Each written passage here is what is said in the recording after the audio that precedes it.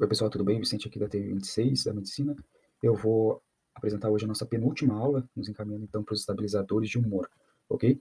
Bom, o que você precisa entender de estabilizadores de humor? Vão ser um grupo de fármacos que vão ser utilizados para tentar estabilizar, como o próprio nome diz, as características da doença do transtorno de humor bipolar, ok? Quais são as características? É como eu tinha falado nas últimas aulas, vai ter a fase maníaca e a fase depressiva. Então, esses fármacos eles vão tentar atuar nessas duas frentes, tanto atuando para estabilizar de cima para baixo, em caso de fase maníaca, quanto de baixo para cima nas fases depressivas. Nós temos o lítio carbonato, popularmente conhecido como lítio, ou carbolítio, vai ser a primeira escolha no tratamento preventivo, ok? Também pode ser utilizado para a fase aguda da fase maníaca do paciente com transtorno bipolar, certo?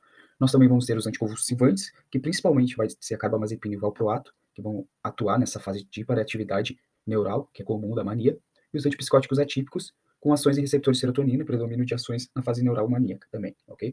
Vocês precisam entender que eles vão ter esses benefícios a partir da terceira e quarta semana, assim como algumas classes de antidepressivos, como os inibidores seletivos da recaptação de serotonina, e é importante saber disso para poder orientar bem o paciente e ter adesão ao tratamento. Bom, eu vou me focar mais nessa aula com relação aos sais de lítio, tá? Porque eles são os principais quando pensa em tratamento para transtorno bipolar. E eu, no final, eu dei um resuminho, fiz um resumo da literatura que eu consegui achar sobre esses dois medicamentos aqui.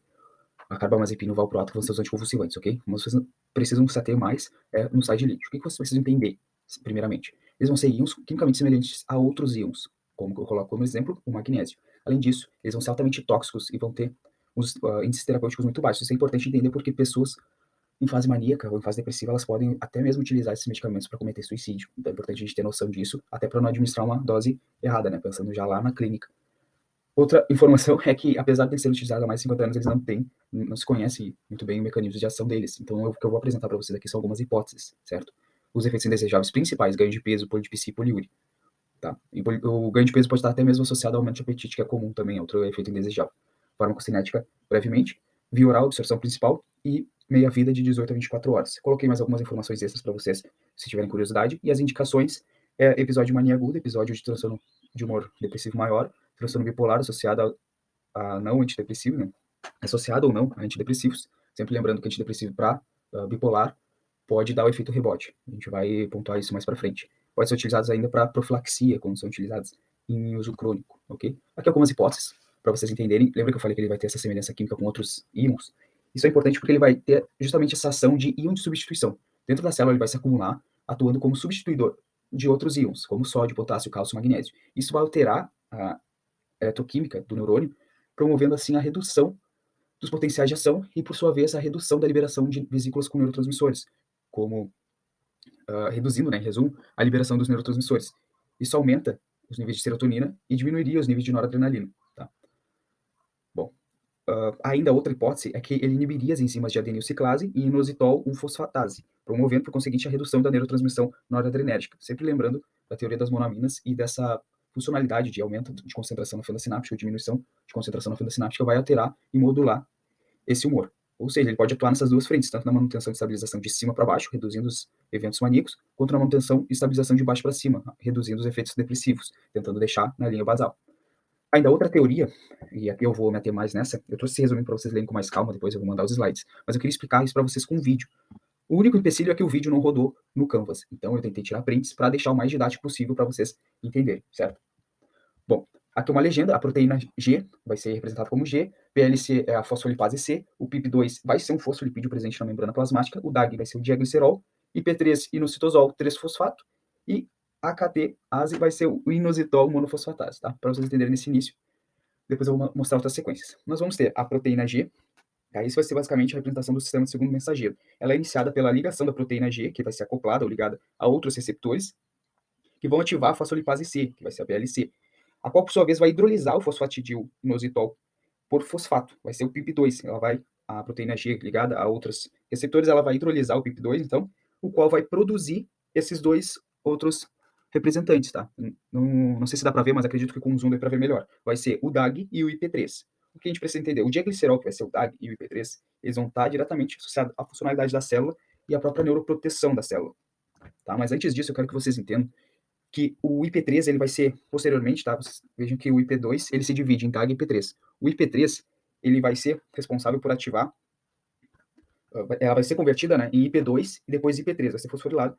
e vai liberar o inositosol, que é necessário para a ressíntese do PIP2 e dessa futura interação da cascata, de toda a cascata. Ou seja, o PIP2 ele vai formar o DAG e o IP3. O IP3, por sua vez, ele vai ser metabolizado pela AKT-ase, vai ser o inositol monofosfatase.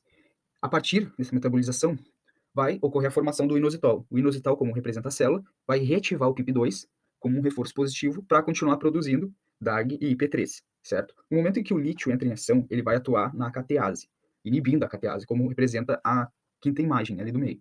Ao inibir a AKTase, vai se inibir também a síntese de inositol.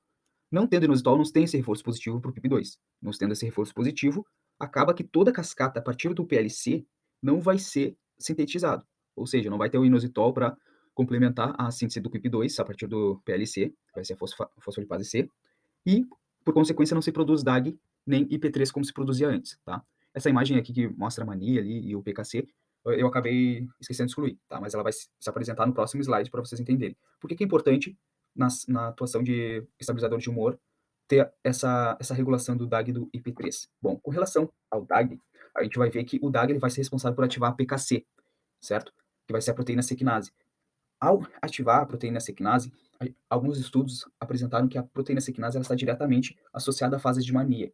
Por consequência, nas figuras de baixo, ao reduzir as concentrações, ao reduzir a síntese de DAG, a gente também reduz a ativação da proteína sequinase. Ao reduzir essa ativação, a gente automaticamente vai reduzir aos eventos de mania. Tá? Então, basicamente isso, mostrando por que o lítio ele pode ser também utilizado em alguns casos de fase aguda, porque ele vai estar atuando diretamente na fase maníaca do paciente, certo? Por meio de toda essa cascata de enzimas e proteínas. Bom, e por que é importante reduzir o IP3? Tá? Se entende que o IP3 ele facilita a liberação de cálcio e vai inibir o caminho da autofagia. Tá? Aqui a gente consegue perceber na imagem que ao reduzir o tamanho ali, ó, representando a concentração de IP3, a gente vai reduzir essa liberação de cálcio. E ao reduzir essa liberação de cálcio, a gente também vai reduzir o estresse celular e a ativação de proteínas apoptóticas, que vai ser representada proteínas transportadoras, vai ser o carrinho de mão, e as proteínas apoptóticas vai ser aquele triturador ali, parece uma boca com dente, tá? O que acontece? Mesmo que tenha as proteínas transportadoras, vai se ter uma redução desse estresse, dessa ativação de proteínas apoptóticas, promovendo assim a neuroproteção e manutenção da neuroplasticidade e neuroproteção do cérebro, ok?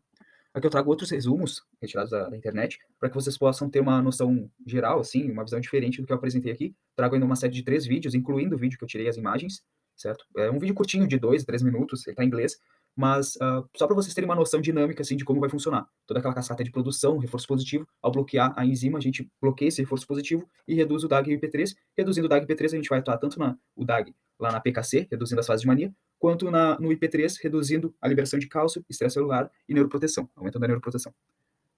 Aqui, como eu falei, uso o resuminho para carbamazepina e valproato. Espero que vocês deem uma lidinha rápida, tá? Isso aqui é mais um extra para vocês terem um reforço, um complemento no estudo de vocês. Eu retirei todas essas informações do livro de farmacologia Consulta Rápida. E para finalizar, os estabilizadores de humor, a gente vai ter o uso deles, tá? Geralmente associado aos antidepressivos. Antidepressivo sozinho para transtorno bipolar, como eu disse nas aulas de antidepressivos, ele pode ser perigoso, vai dar o efeito rebote e pode acabar tratando o quadro depressivo, mas exacerbando o quadro maníaco. Ainda pode se utilizar o lítio mais os antidepressivos ou antipsicóticos ou valproato, ou seja, lítio ou um ou outro, ok? Nunca tudo junto. E a melhora, como eu já falei, de 3 a 4 semanas. Pessoal, é isso. Qualquer dúvida que tenham sobre estabilizador de humor, podem me chamar. A gente ainda vai ter mais uma aula de transtorno de déficit de atenção. Eu espero que seja rapidinho também, para não ficar muito cansativo, ok? Tchau, tchau.